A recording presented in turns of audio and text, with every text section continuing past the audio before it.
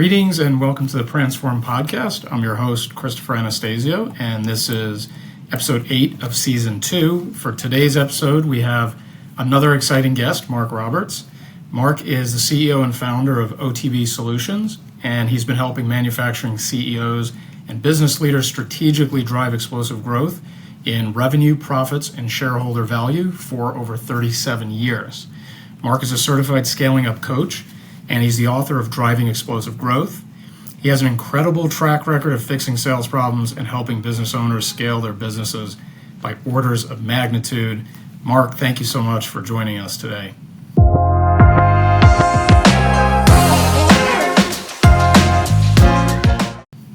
Oh, thanks for inviting me, Christopher. And I have one quick correction already. It just tipped 40 years.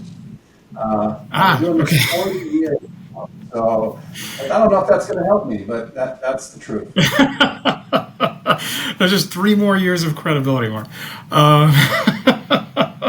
So Mark, thank you for that. And let's just start off with kind of a brief introduction from you, some background on yourself, OTB Solutions, the no smoke and mirrors approach, and we can take it from there.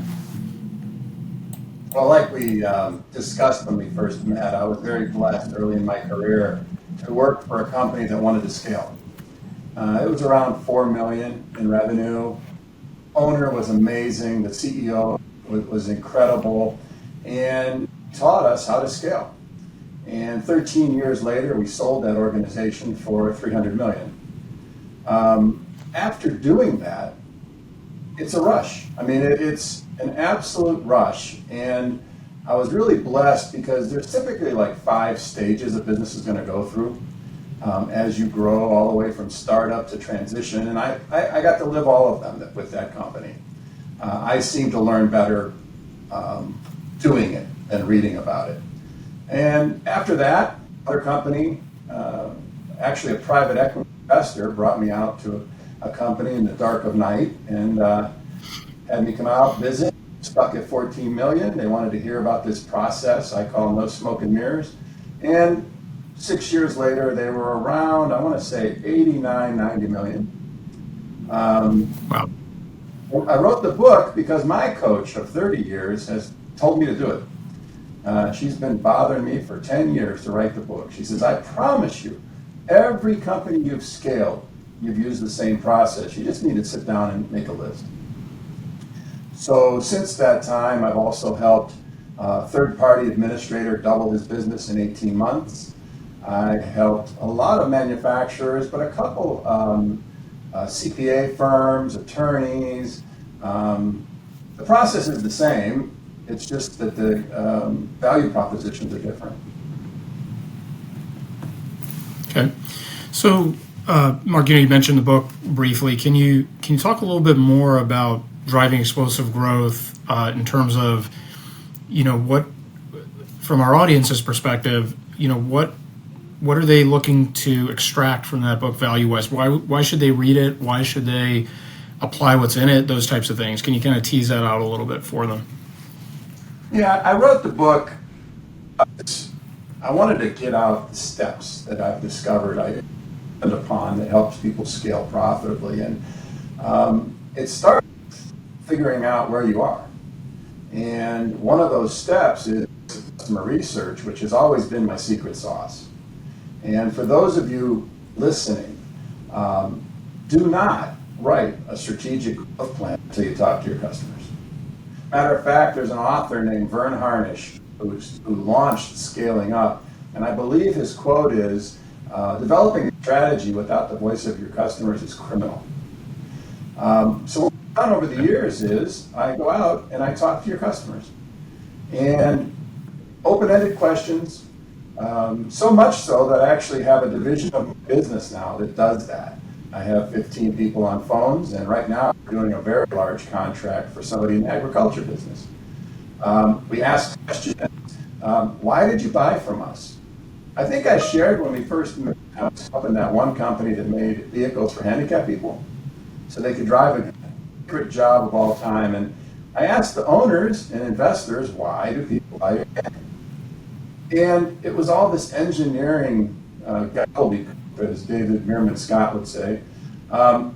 it was almost like a Charlie Brown cartoon, you know, wah, wah, wah. I tuned out. So I went out and I asked people. I talked to people in chairs. Turns out there was about 4 different types of consumers in wheelchairs, and each one of them had their own unique needs. But more important, they bought this vehicle because it was quiet. Nowhere on the website did it say quiet. None of our training that I helped write said quiet. So we launched the campaign. The other insight we got was in Akron, Ohio. I was interviewing a gentleman in the lobby. He had lost his legs due to a disease, and he shared, you know, you folks aren't all that smart. I'm like, okay, you got my attention. And the regional manager was in trying to make a sale. I'm talking to people in the lobby, and he says, you know, people in wheelchairs make a lot less money. We have less disposable income. Why don't you convert used vehicles? You take about 15, 17,000 on retail, you're going to open up a whole new market. I went back. I worked for an amazing team. They executed, and we quickly went from 1 shift to 3 shifts in about 6 months. And we scaled that company, like I said, to about 89 million with 2 insights, basically. And I couldn't have made those up in a vacuum. You couldn't have made them up in your boardroom. That's just 2 examples. So once we have those insights, we write your plan. And believe it or not, it starts with where you want to end up. And we work backwards. I think it's Jim Collins calls it a BHAG. I was just working with somebody today. This is 24 million. He wants it to be 110 million. That's the number for him to head off into the sunset with his wife. So we put the number on paper. When do you want it by? I want it in 5 years. Okay? And we start working backwards. And we're going to spend about 2.5 days working on that plan with this leadership team. And it's a process. And it's a process that you have like 3 or 4 key things every quarter to do, not 33, right? And what's fun is when you put out a BHAG like 110 million, very quickly your team say, that's the goal, and I need to do these 4 things. If he said his goal was 27 million, what I've experienced is they give me a list of like 30 things. So it's actually much clearer the bigger the goal. And then we create the plan. And there's all kinds of things involved. Matter of fact, I was just finishing up an article on the stages of growth for businesses. I'm going to be posting tomorrow in my blog. If somebody's interested, just Google sales problems, and my blog is #1 in the world in terms of content on improving sales. But yeah, there's stages that you can go through, and it's fun to figure out what stage you're in, what stage you're next. And I even call out, okay, here's what you're focused on in this stage. Here's what you should be focused on in the next stage. Here's things you should be doing. And it kind of just walks you through, because I learned the hard way. I think the biggest mistake I made in 40 years was not hiring help fast enough. So can you elaborate on that a little bit, Mark, from the hiring perspective? Yeah, well, when you're running a business, you're involved in a lot of things, and it's kind of fun. But you might not be the best person for each thing. So as you scale, like my passion, my gift, I believe, is sales and marketing. So very quickly, I would get a strong CFO. Very quickly, I would get a really strong operations leader, right? Do I understand that? Yes. Do I have a passion for it and expertise? No. So the longer I try to figure it out, I'm losing enterprise value. And then you also asked about the book. So I walk you through the steps. One step is voice of customer. The other step is assess your team. Do they have the skills, systems, processes, and tools to execute? You'd be surprised how many teams don't. I use the sales assessment instrument, and very quickly, in 7 days, I can tell who on your team is skilled, who's not, and more importantly, those systems and processes that need to be built for you to scale. Another chapter in the book is human-to-human selling. When I train salespeople, I don't use any Jedi mind tricks or any manipulation or any of that.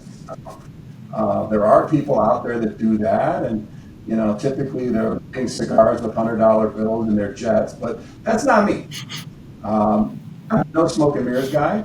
I just share stuff that I've learned over the years that works. And an entire chapter in my book is human to human.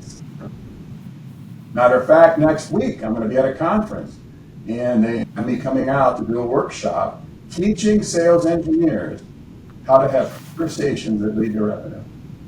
Because somewhere along the line since the pandemic, we're skipping a step, which is just human-to-human interaction, building relationships. We're going right to the close. And that's hurting outcomes. Yeah, my workshop's going to be, I think it's 4 hours, and we're going to work with sales engineers because they're super talented. Some of the smartest people in the world in this industry, but they have difficulty starting that conversation and finding problems. So yeah, that's another chapter in the book is human-to-human selling. And if anything, I have a QR code in the book. It's kind of a secret, but now everybody knows. And if you scan it, it takes you to 4 or 5 documents that your team can use to write your value proposition, create your ideal customer. I try to give people tools whether they work with me or not. That's outstanding, Mark. So it sounds like when you're working with a company, you're very hands-on at all these different pain points or steps in the process.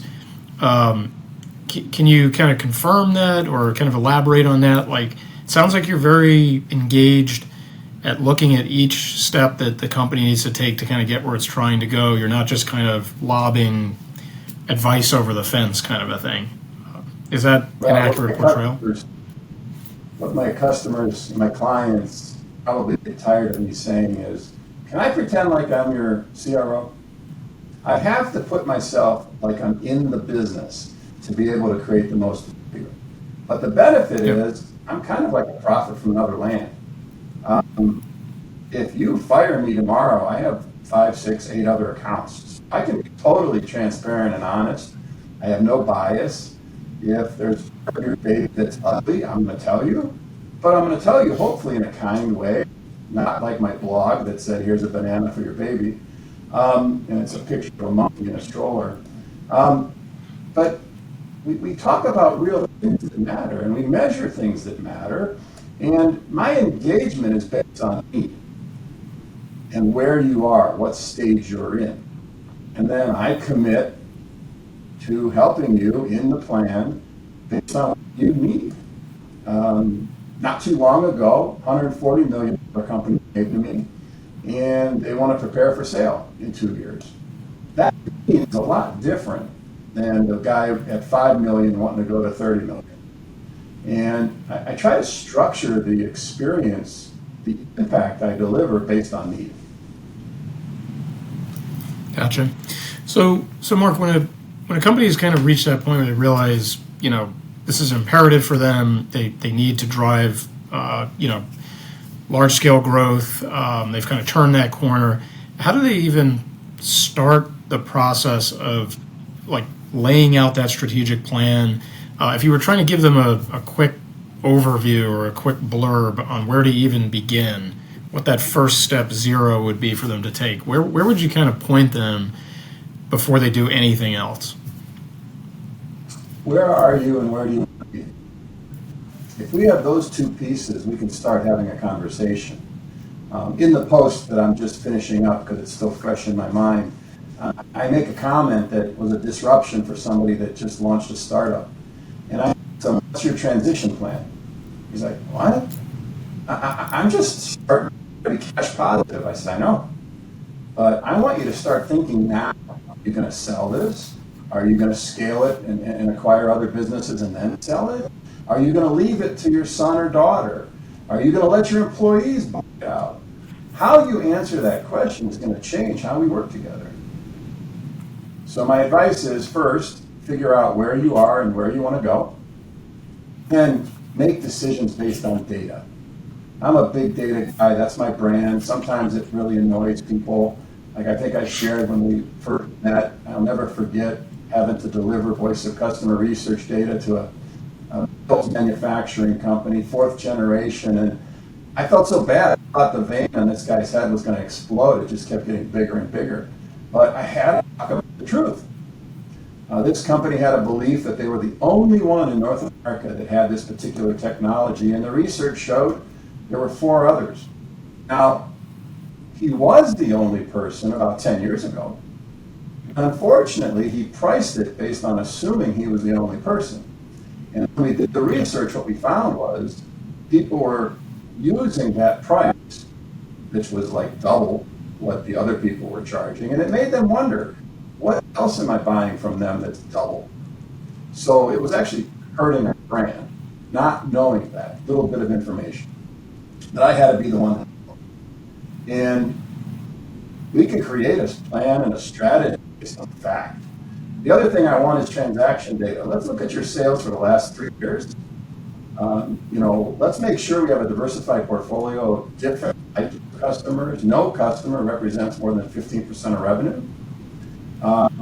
Let's find those profit leaking accounts and correct them. Increase prices, decrease our terms of trade, or fire them. Let our competitor have a guy that leaks profit. I have no problem with that. We've got the voice of customer research data. We've got the sales assessment data. And often we'll do an assessment of the leadership. You'd be surprised how many leadership teams are not all rowing in the same direction. So if we find that to be true, it's like the 5 dysfunctions of a team book. The very bottom of the pyramid is trust. If you don't have trust, you can't have discussions and get different. So let's figure out where we are. And I've got a bunch of assessment instruments. We create and facilitate a bunch of discussions that sometimes people enjoy, sometimes people feel a little uncomfortable. But the root of everything we do is to get to the truth and then build from there. So, Mark, it was a perfect segue to the next thing I was going to kind of ask you. I believe in our original conversation, we talked a little bit about leveraging data to drive results. Is there particular types of data we're talking about, like financial, for example? Are you kind of looking at this from, hey, if it can be measured, it should be measured, and it should be taken into account, kind of a thing? Can you expand on that a little bit? Oh, I've helped a few businesses get ready for sale. I actually help equity investors when they make an investment in, let's say, companies and 3 aren't meeting their payment thresholds that they forecasted. They often call me and have me go in. And I look at it through the lens of what would a future buyer be looking at? So the data I'm looking for is, do you have recurring revenue? Whether you're a huge manufacturer or whether you're a CPA firm, what's your customer retention? And what's that predictable revenue? Right? If you're the owner, like the CPA firm that I helped years ago, are you the critical cog in the wheel? And if you're missing, nothing gets done? Well, we need to fix that. And we did. That's long story short, we doubled his business. He was having so much fun, he didn't want to sell it. So I exited. But, so we need to make sure that the business can come without you. And that's hiring good people, creating processes and systems. That makes an investor very happy. An investor would much rather buy your business if you're working 14 hours a week, 14 hours a day. That's a symptom that we need to fix something before we take your business to market. Diversified markets, that makes you more, valuable. Hopefully we're out there listening to customers and identifying needs and creating proprietary products. That improves your multiple. So I look at all those things and, obviously your EBITDA, how it compares to others in your industry, your SG&A, and then customer satisfaction. All of those things are going to come up when somebody's trying to pay you one day. Why not work on them now? And what you'll find is your employees are going to have a better time.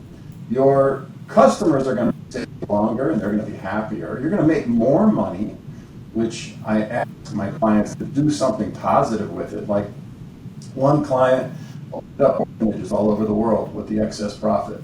Another client did the library remodel, right? Another client created a program for disabled children, right? Do something and share the blessings, with the community, because that's really what this is all about. When a company scales, obviously it impacts the owner, it impacts every employee, their families, their communities. Hopefully the communities earning tax dollars on those paychecks, and as our company grows, those tax dollars grow. Do I do all that? No, but that's kind of what drives me. That's what makes me happy, to think that I have a little piece of that. It seems like a takeaway for the audience would be, if they're not measuring certain things right now, or anything for that matter, they should start. So Yes. a vulnerability they can identify right away is, hey, I could be measuring this thing, I'm not. It's going to eventually show up down the line when I'm trying to grow or scale or something like that, and they need to switch that on as fast as they can, kind of a thing. And I've learned the hard way. Again, I'm not taking credit for anything that we're talking about. I learned by working with some really smart people. I learned by making mistakes. And when that future person's coming in, what they're going to try to do is buy your business as a multiple of EBITDA, whatever the industry is. But if you want that unfair multiple, then we need to start working on these things. They're going to look at your revenue, make sure that it's climbing, make sure that you have repeatable revenue from key accounts, and you're not leaking accounts. Have you lost 2 or 3 huge accounts in the last couple of years? That gives them pause. They're gonna check on you with your customers at some point during due diligence. So why not make sure they're raving fans right now? I was helping a client last year, and just for fun, I asked the salespeople the same questions I was going to ask their customers. How satisfied are you? Oh, our customers, 95%. Yeah, the number was 65. When the CEO saw that, he's like, how could there be such a big disconnect? Well, it's not the salesperson's fault. The salesperson and the customer have a relationship. The salesperson doesn't want to hurt the relationship. The buyer doesn't want to hurt the relationship. But I have a relationship with them. So they just spill the beans with me. I want to look at satisfaction. Are you in strategic markets? Like right now, space and defense is exploding. Medical device is exploding. It makes you very attractive to me. Most private equity and strategic investors tend to focus on specific verticals. So, if you get in a couple verticals that are showing rapid growth, then that'll help your multiple. And then the quality of your team. One of the hardest things when you scale is, let me just call it Bob, but we're going to be a fictitious person. Bob was with me from the beginning. Bob worked 16, 18-hour days, Saturdays, Sundays, amazing. But as we've grown, Bob just can't keep up. Not that he's tired. He's just beyond his contribution. So Don't keep Bob in the senior leadership team. Bob's going to get frustrated. He's going to go home upset. He's going to have high anxiety, probably high blood pressure. I'm the guy that actually sits Bob and the CEO down. I'm like, guys, Bob, you're amazing at quality systems. I'd much rather you spend the time working on quality and processes and your quality manual and the displays that you put at the press than being in our leadership team. And at first, they're worried, is this a demotion? Am I going to lose my money? No, I make sure that it's not a money. But we have to have leaders that have the skills to take us where we want to go. Sometimes what got us here, we don't have the skills to take us where we're going to go. I was humbled once. Many times, but one company in particular, our CEO wanted to grow in consumer products. Well, I don't have a huge consumer products background, and I tried. Boy, did I try. I had so many meetings. All of a sudden, they bring in this expert from consumer products. He got meetings with accounts I've been trying to get for 8 months within weeks. And it's like, you know what? That was a good decision. Let me stay where I'm strong. And if that's where the owner wants to scale, by all means, bring in the talent of the team. Yeah, so, one of the things that we also talked about earlier, this I think will be a good transition as we get into some more selling related topics. Sure. But when we spoke earlier, you said that there's one step that people miss the most in terms of driving growth. Can you dive into that a little bit and expand on that? Well, there's actually a lot of steps people miss, but when it comes to sales, asking and asking really good questions and becoming like a industry consultant, not a salesperson. The statistics are looking worse every day. I want to say like 33% of the new generation of decision makers don't even want to speak with a salesperson because, as I recall it, they've been behaving badly for so long. The new data from Gartner is, well, what do you do if you're not talented in sales? Well, you spray and pray and send out a bunch of emails. Guess what? The research shows, and I can't remember the exact numbers, but it's close, 68%, let's say, of people who receive irrelevant emails will never work with you. It hurts your brand. And more importantly, if they receive, 92% of emails are deleted, you don't know who you are. So you think you're going through the motions of business development, but you're hurting your brand. If it's not relevant and it doesn't add value, and if the frequency, if you're one of these guys like what I get every day, I get something from somebody, that's a problem. So, and that human to human approach, we ask and we solve problems, we speak in terms of outcomes, not features and benefits. That's usually the hardest bridge for like sales engineers to cross. When I worked with Tim, the people were so smart, they could design a bearing on a cocktail napkin, right? But to create the conversation and help somebody realize that the current situation they're in could be a lot better, that's a different skill set. So in terms of sales, my advice is have the right intent. Is your intent to go out and help people and serve people? Or do you have, as author Barry Levine calls it, commission breath? You just care about your money, your goals. You can tell the folks that have commission breath, they'll be calling you every day at the end of the quarter, end of the year. Car dealers, the best to buy a car is at the end of the year, end of the quarter. Don't have commission breath. Buyers and decision makers can smell it. Go in there and just care and listen. And oh, by the way, I never say no. So like just recently, somebody wanted an attorney to help with their acquisition. And I don't do that. I said, but I'll tell you what, I've got a guy in my network that's amazing. Let me introduce you. And they're looking at me like, what's in it for you? Well, I've spent 40 years building a network of people, complementary services, and the way I get referrals from them is I send them referrals first. So if you have an accounting company, a tax business, you're a CPA firm, who are the people that also touch your customers?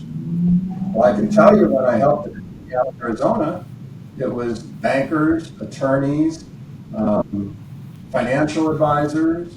So we strategically got in front of all those influencers and made it easy for them to give us as a referral. All of a sudden, the owner was invited to all these events, speaking at national conferences, just because we started helping people.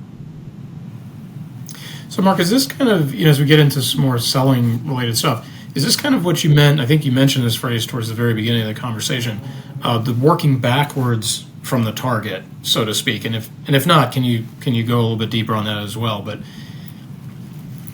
Well, my ultimate goal when I set out to work with people is, what impact can I make? And I think I mentioned when I first met, if your goal is to grow 1.5%, or your goal is to run a lifestyle business so you and your kids can drive Land Rovers and eat at a big restaurant every Friday night, I'm not the right guy for you.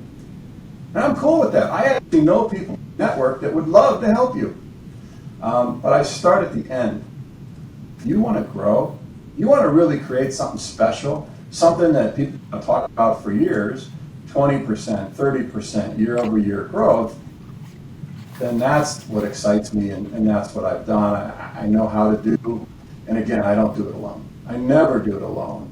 Each part of your team is going to have their own responsibilities, and we create what we call performance agreements, where we know the big goal, we know your goal. Now, tell me how you think you're going to hit your goal. And sometimes they turn in a report even better than what I could have wrote. Sometimes you need to coach them. Tell you, I get what you're doing. It kind of feels like a layup. I want to stretch you a little bit. I don't agree with this particular part. I'd like you to go back and rethink that. I think you're being too aggressive with your growth on current accounts and not aggressive enough with new accounts. Because our strategic plan said we want to enter, let's say, the ag market. I see that in the plan. So again, it's a conversation back and forth. At the end of the day, the employee creates their plan. And it's not an argument that, wow, you gave me this plan, it's not my fault it's not working. No, you wrote the plan. So if something's not working, the accountability is on you to adjust it. I'll be here for you. I'll give you the resources. I'll go on meetings with you. But you own that. You own that outcome, and you're responsible for delivering. That'd be every department of your company. So, in our previous conversation, I think a figure that you'd tossed out there about the buying process was like 76% of it, something like that, is pretty much done by the time a lead makes the call, right? So can you kind of dissect, where does the 76% go? Like, how is that happening? And then what's left after that kind of a thing? Well, one of the quickest ways for a salesperson to be seen as a pushy salesperson is not know where the buyer is in their buying decision. If you've been in selling as long as I have, if you think your job is to educate, don't assume that. In my training, I have an entire section on what I call sense making. I didn't make that up, by the way, Gartner did. But it's kind of questions like, where are you at? What have you looked at? Who are you considering? Have you found any conflicting information that I can help you with, right? We've got to look at that journey and strategically map it out. But like you had mentioned, the last data I heard was 76%, I think is the number, of the buying process is over before somebody calls you and talks to you. And when they call and talk to you, they're probably just calling for price if it's not on the website and when it's available. So if that's the case, what you need are fishermen, people that can take a digital lead and reel it in. That's a whole different skill set. But if that's true in your industry, and there was a client of mine that made robotic welders, and that was not true, the best lead source for them are trade conferences and events. Think about it. The guy running the welding department isn't on LinkedIn, right? If he's got spare time, he's in the lunchroom, right? He's working very hard. But what we found was that the best lead source for them after doing the research was go to a trade show. So we really invested in trade shows. But yeah, we got to think with the end in mind. I'd love to take credit for that, but I think that was another Coveyism. 76% of the process is over. So we need to find out where they're at. What have they seen? What are they considering? The worst thing your salesperson could do, or you could do, is just take an order. Quick to quote. Oh, but Mark, I'm going to lose the sale if I ask a question. No, you're not. It's all based on the answer question. I do a lot of business, for example, in the countertop industry. It's been a huge education for me. I thought, well, it's granite and quartz. What's the big deal? Oh, my goodness. Right? So let's say somebody calls up and says, I want to buy it. Great. What's the size? You thought about sealing. What do you mean? We've got to seal it. It's porous. Oh, no, I didn't think of it like that. What are you putting it on? A current cabinet, or are you building new ones? Well, we bought new ones. Well, have you put the supports in that'll support granite? Because your countertop was laminate and it was a lot lighter. I don't think I'm being a pushy person. I'm just asking you great questions so you have an amazing outcome. And you're doing it right. And the person said, I've talked to 3 other people and none of them asked me these questions. And I always teach those people to say quietly, well, maybe they should. I'll get a little extra if I'm working with an industry expert that knows the questions I don't even know to ask. But if you're just quick to quote, okay, that's going to be $12.95 per square foot, and I can get it to you Friday, what are they going to say? Okay, well, tell you what, I got 2 more phone calls to make, and if you're the lowest price, I'll call you. It's a race to the bottom. Yeah. So why not? What it teaches how you sell is important as what you sell. Yeah, the example with the granite, Mark, it seems like, in that 76%, let's just kind of go with that number, the salesperson, the business that's anticipating all those questions, the ceiling, the size, the cabinets, everything, if they're putting out the sense, whether it's they're posting it on social media, their blog, they're making videos, whatever they're doing, but if they're showing a customer that they've thought of all those things ahead of time, they've had an awareness of those things, they could be selling to that customer before the customer ever contacts them, and they've now differentiated themselves from the person just quoting them a number. Is that kind of how you, or at least partly how you look at that? Well, what I'm delivering next week is, people buy based on confidence and trust. And you can create confidence and trust by the nature of your questions. An untrained salesperson is going to say, hey, Christopher, what keeps you up at night? Wah, wah, wah. That's what everybody says, right? Let's say you're the owner of a CPA. Hey, Christopher, how difficult is it for you to network and grow in the city of Cleveland? I understand that there's quite a lot of manufacturers right now looking for accounting firms. What would you say is your strategic competence? 2 different questions. Which person do you want to meet with? Unfortunately, 50% of salespeople have never been trained. So they're behaving badly with what I call commission breath. The slide that I use is a guy, one of those fire eaters, shooting fire up in the air out of his mouth. It is so obvious when you're dealing with somebody with that commission breath. They're trying to get a fix, right? They're trying to get their next sale so they make money. Sales to me is an act of service. And I'll never forget COVID. I was having to train salespeople how to sell virtually. And it was a huge audience. I want to say 300 or so salespeople in the corrugated box industry. And trainings are interactive, so I'm asking questions. And somebody put in the chat, don't you feel terrible selling people in such a terrible time? And I said, hey, who said that? Turn on your microphone. Because that's a mindset that they're not going to sell anything until we get past. And she just said, I didn't mean to be offensive. I said, no. Let me ask you something. Can you help people? Well, yeah. Do they need more help now than they've ever needed? Yeah. Stop selling them, start helping them. And her whole face on the call changed. That's what I teach. Yeah. Some CEOs get it. Oh, no, I want my guys grabbing them by the tie and pulling them over the desk. Well, great. That's not going to be a sustainable model, and you're not going to scale, and you're going to get the industry multiple when you transition. Or you can create a market of raving fans that send you referrals based on how you sell and how you care for them. It's your choice. I just don't teach the manipulation stuff. Do I know it? Oh, yeah, just for giggles. I took courses. I've attended their seminar. I mean, it almost makes you want to go out and throw up when they say certain things, right? No. Yeah. I know what they're teaching. I call it sales porn. It's like these guys are addicted to sales porn. They want instant gratification, and they try these fancy tricks. People can see that a mile away. Why? If you truly care about something and you're trying to help them, they can also feel that. And if you're focused on the outcomes and the impacts, they're going to want to keep talking to you. But people are asking me all the time, as a salesperson, are you worried about AI? Not at all. The person who should be worried about AI is that transactional order taker that doesn't ask any questions. AI can do that. Or that spray and pray salesperson doing 500 emails and he's high-fiving himself all the way home. AI can do that. What AI doesn't have is empathy. It doesn't know how to build trust. It doesn't know how to build relationships over time that create referrals. So what do you say we focus on those skills that AI can't do and make you even more valuable? That's what I'm teaching today.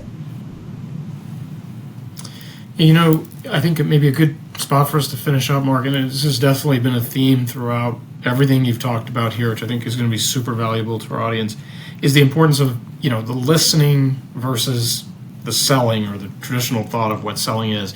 Can you underscore the importance of that, maybe with a few tips or practical ways to approach that? Maybe somebody who has never thought of it that way before, they've been trained in the old way of doing it, something like that.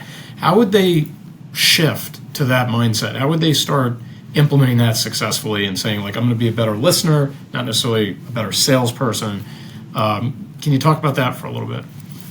Yeah, real quick. I mean, first it starts with understanding your customers, how they buy, what's important to them. And never assume the next person you talk to is going to be the same. But now you have some valuable information.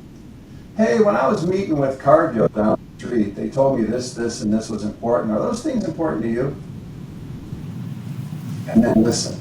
The ratio that I coach salespeople is 30% should talk, 70% the customer should talk.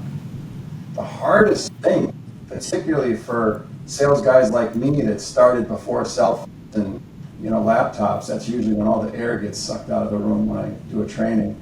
I didn't have a cell phone. Is listening to learn, not listening to reply.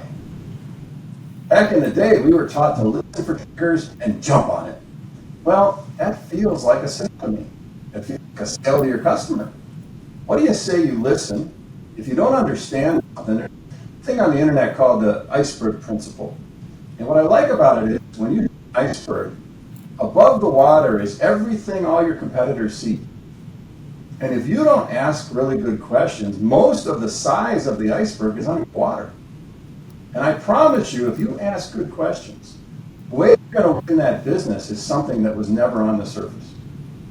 But you got to ask good questions. So in the training, we actually walk people through a series of questions. I share how I would say it, and then I make them write it in their own language. Because if you sound like Mark, it's going to sound like a script. You're not going to have trust. You're not going to feel authentic.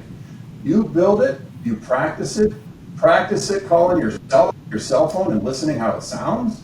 Practice it in sales meetings. Practice it with your spouse. Because what's going to happen is you create this like muscle memory. I think I mentioned I did martial arts when we first met. And today, if I throw a side, it's still going to be perfect. I haven't trained in 20 years. Why? Well, I probably practiced it, 5,000 times? I don't have to think about it. When salespeople get really skilled, or people that have to sell are skilled, is when they're in conversations and sentences come out in a conversational tone that are brilliant. You can't do that if you don't practice them. You can't do that if you wing it. Now, these seasoned salespeople who always like to heckle me in training, show up and they wing it. Sometimes what they say is not even true. Good luck with that one if you win that sale. Because now I have to figure out how to do something myself that our business doesn't even do. So the ratio, 70 to 30, ask open-ended questions. Start very with rapport questions. Then start unpacking competence questions, things that are important, things you're seeing with other customers. Let them know this isn't your first rodeo. Figure out some of their needs. Do some sense-making questions, and then sit back. I'm looking at my notes here, and I'm pretty excited. I think we can help you with this and this. Is there anything else that we can discuss that's important to you? It's a conversation. It's not a sale. And trust me, I've taken all those courses that do this, then say that. You've got to have the flexibility, and the only way you're going to have the flexibility is if you create your arsenal of questions. There's a guy in Europe that has a book, 450 discovery questions. If you're afraid of writing your own, borrow his. But be ready. Because the worst just thing you 440 can do 450 discovery questions. 450. I mean, good for him. I refer people to him, and he's a competitor. But yeah. Create your arsenal of those go-to questions that you feel safe, comfortable saying, that are authentic, and people are going to feel. They're going to trust you. They're going to feel you're confident. Then you earn the right to ask those deeper questions. You know you're building a relationship with somebody when they talk about their goals, their passions. But they start sharing their struggles. You've just moved up another level in that relationship. But you got to earn that right. And the way you earn it is by asking great questions. Mark, I think the heuristics you provided there, particularly, at least for me individually, the iceberg and the listen to learn, not to reply. I mean, those are outstanding. I think those are things that a person can just kind of come back to sort of recenter themselves as they learn this process. So thank you for that. I think, Mark, before we wrap up, we talked very briefly and preliminarily about a contest where possibly somebody can get a free copy of your book. I think maybe we can work out exactly how that's going to happen, but can you just say a brief word about that before we finish up? I'll tell you what, when you publish this, the first 5 people that answer this question get a free copy. You just send me their name and address, and I'll mail a copy of my book, Driving Explosive Growth. We covered this in our discussion today. What percent of the sales process is over before a customer talks to you? By the way, it's actually a tactic, a strategic way to help people learn is you remind them and you ask them questions and make them think. Things stick. If you revisit them, you stack them. So right now we're actually doing a best practice for training. Remember what we did. Some of you are going to remember, some of you are not. But for the 5 of you that do, you're going to get a free book. Love it. That sounds great. That's, I think, a great way to approach it. Excited to see what we get back as far as responses go. See how closely people are paying attention. So, Mark, where can our listeners find you? Where can they go look for you online, stuff like that? My website is nosmokingmirrors.com. It's what I believe. It's a methodology. If you Google fix sales problems, you'll find me. If you Google my name, use my middle name, Mark Allen Roberts. Mark Roberts is the world's most famous streaker, and in no way does that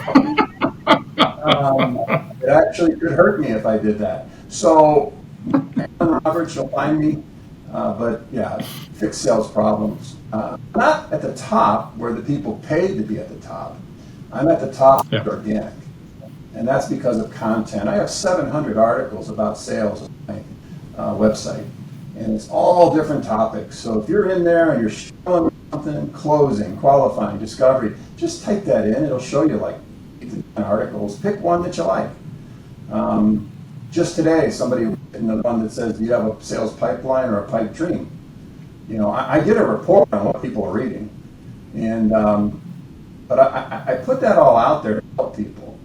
And, your audience, entrepreneurs, CPAs, service businesses, I hate sales. Hear them say it all the time. Nobody I know got into sales on purpose, right? Let me reframe that for you. Let me give everybody a gift. I teach salespeople to give your customers a thought gift every time you're with them. Reframe it. Do you like helping people? If you like helping people, go out and help people this week. You're going to grow your business. It's that simple. Get that monkey off your back that I'm going to be this sales guy in a used car lot with a striped jacket and plaid pants. That's not what I'm asking you to be. Do what you do. You have a gift that can bless other people. Go out and help them. And your revenue is going to climb. That is a great way, I think, for us to finish things up, Mark. Thank you so much for that. Thank you so much for joining us today. I personally love the conversation. I think our audience is going to benefit immensely from it. I think the contest should be fun to see how that unfolds. And of course, we'd love to have you back sometime in the future, Mark. So yeah, once again, thank you for joining Pransform's podcast today. I appreciate it. Maybe next time we just talk about voice of customer. That's my second book. And I'm happy to share that too. Yeah, we got to book that episode. So so everybody look out for another episode with Mark. We'll definitely cover that topic with you as well. And thanks again, Mark. All right. Well, thank you.